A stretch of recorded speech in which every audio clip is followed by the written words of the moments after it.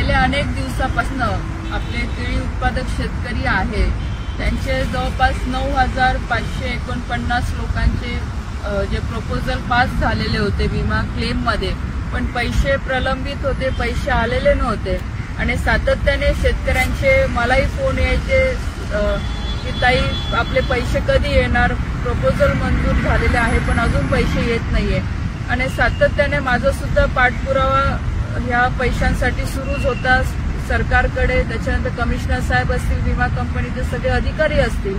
आणि आज मला सांगताना आनंद होतोय की आता दुपारनंतर ह्या सगळ्या शेतकऱ्यांच्या खात्यावर आता पैसे यायला सुरुवात झालेली आहे। या 2-3 दिवसामध्ये जे 9,549 शेतकरी आहे यांच्या सगळ्यांच्या खात्यावर पैसे पडतील।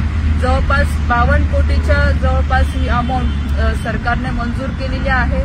मी केंद्र सरकारचे आणि राज्य सरकारचे खूप खूप मनापासून आभार मानते की त्यांनी आपल्या केळी उत्पादक शेतकऱ्यांना हे पैसे मंजूर करून लवकरात लवकर दिले। त्याच्यामुळे दुसरा टप्पा जो आहे, जो ओव्हर इन्शुरन्सचा जो आहे, त्याच्यातही जवळपास 8 ते 9 हजार शेतकरी आहे जे रिजेक्ट केलेले जे शेतकरी होते, ज्यांचे प्रपोजल रिजेक्ट केले होते आणि आपण केंद्र सरकारकडे पाठपुरावा करून ते परत फेर चौकशी करायला लावली आणि कलेक्टर साहेबांच्या माध्यमातून 6,500 जे शेतकरी आहेत त्यांचे प्रपोजल त्याच्यातही मंजूर करून देण्यात आलेले आहेत। तर हे 2 टप्प्यातले पैसे सुद्धा अजून यायचे बाकी आहेत, त्याच्यासाठी सुद्धा सातत्याने माझा पाठपुरावा सुरू होईलच। त्याला थोडा उशीर लागणार आहे कारण की आपल्याला सगळ्यांना माहिती आहे की आता आचारसंहिता सुरू आहे, तर या दरम्यानमध्ये कोणतंही सरकारी काम होऊ शकत नाही। पण जशी आचारसंहिता हे इलेक्शन संपेल तर त्यासाठी सुद्धा मी प्रयत्न करेल आणि तेही पैसे या येणाऱ्या पुढच्या 4-5 महिन्यामध्ये आणून देण्यासाठी माझे प्रयत्न राहीलच।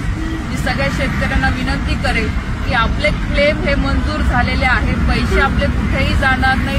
नक्कीच यावेळेस काही तांत्रिक अडचणीमुळे थोडा उशीर झालेलाच आहे, त्याच्यासाठी सुद्धा आम्ही सरकारकडे हे निवेदन दिलेलं आहे की दरवर्षी एवढा उशीर होत नाही, पण यावर्षी उशीर झालेला आहे। तर नक्कीच याची सुद्धा काळजी येणाऱ्या वर्षामध्ये सरकारकडनं किंवा विमा कंपन्यांकडनं घेतली जाईल।